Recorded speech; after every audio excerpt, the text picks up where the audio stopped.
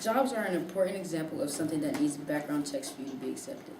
The reason is because you could let a person into whatever job or company, etc., with a good resume, while at the same time they may have a terrible background that consists of going to jail, being a criminal, a felon, etc. It's not so reasonable that everybody should need a background check to obtain a gun, when having a gun is much more serious than applying for a job. If we didn't require everyone to have a background check, the majority of people would be able to buy a gun and nobody would know what the true purpose of whoever buys this weapon is. It's basically, yes. So you said people wouldn't know what the purpose for buying a gun is? Well, most The purpose of what they would do with the gun. most Americans just want guns to protect themselves. Yeah, I'm talking about criminals now. So it's basically an you show you. So are you saying that criminals aren't Americans? What? You said that those are like the laws are intended for criminals. So are you saying that they're not criminals are Americans? Okay. It's basically an ex-criminal could show up with money to buy the gun, then receive the gun and leave. The majority of Americans favor them in all private gun sales and gun show sales, which are where the loopholes in gun control laws are currently. In a Pew Research poll, 85% of Americans favor background checks in all types of gun sales, private, online, etc. Another poll taken by the ABC News Washington Post poll showed similar results, with 86% support for all types of background checks dealing with gun sales. If this is what the people want, why is this still an issue?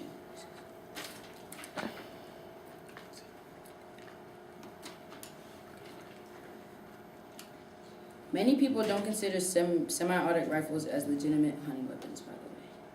There is proof that putting in bans on certain weapons or general restrictions on firearms is effective.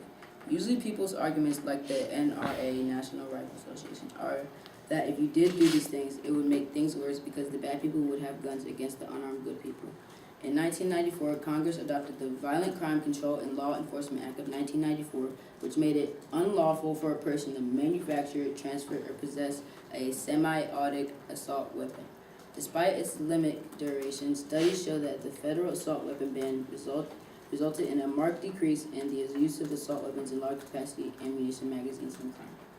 However, it was adopted with the sunset clause, and after it expired, there was an increase in homicide rates in areas in Mexico, along the Texas, New Mexico, and Arizona borders, compared to areas along the California border. California bans assault weapons under state law, while the other border states do not.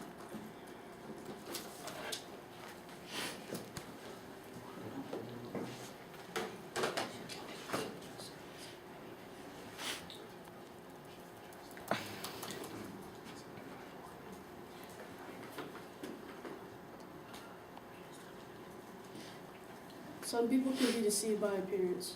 People can own guns and know exactly how to use them responsibly, but people may think that he or she is about to go shoot up a school or want to. Only 31% of households in the U.S. in 2014 own at least one gun. And some of those people, if not most of those people, use guns for self-defense.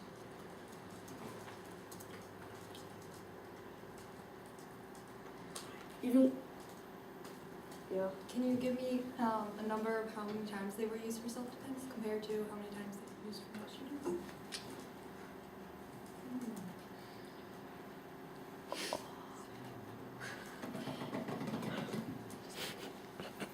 Even with maybe not letting people with clinical and psychological conditions to own guns, it's still violating the Second Amendment.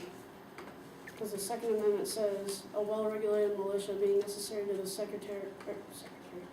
security of a free state, the right of the people to keep and bear arms shall not be infringed.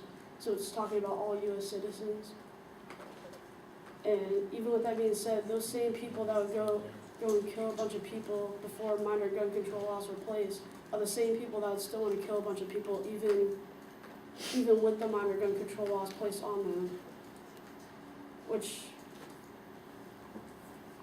Which is why there's no point in putting any gun control laws in place in the first place. If they ended up putting gun control laws in place for everyone, yeah. Really, what you said that the people that who still want to go kill people even after the gun control laws, they wouldn't, or at least some of them still wouldn't be able to actually obtain the gun to do that.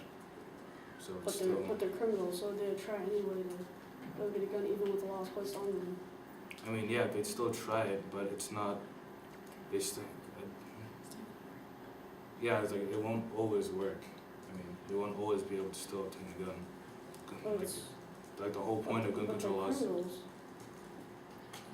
They have a criminal record, so they would try anything to try and get possession of it illegally, get possession of a gun.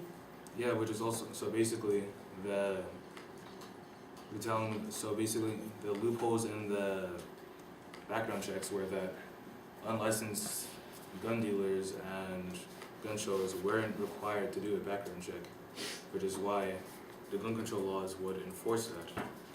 So that's usually where they'd be able to get it, but they wouldn't be able to get it there. If they ended up putting gun control laws in place for anyone, shootings would go up and the number of people killed in those shootings would probably skyrocket because there would be no self-defense.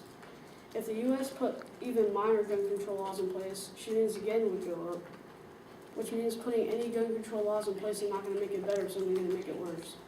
MSNBC's Joe Scarborough, in a broadcast on Morning Joe, says 3% of murders and crimes are committed with guns from people who legally purchase those guns, which means the other side is obviously people that illegally purchase those guns. Just gonna Let's keep on going. That will not stop even with putting minor gun control laws in place. Now a little bit for the background checks. Like Athena said, expanding the requirements for background checks makes little to no sense in response to modern gun violence because criminals with felony records can and will always find a way to get possession of a gun, whether it's from the black market, theft, or buying them from someone that has a clean criminal record.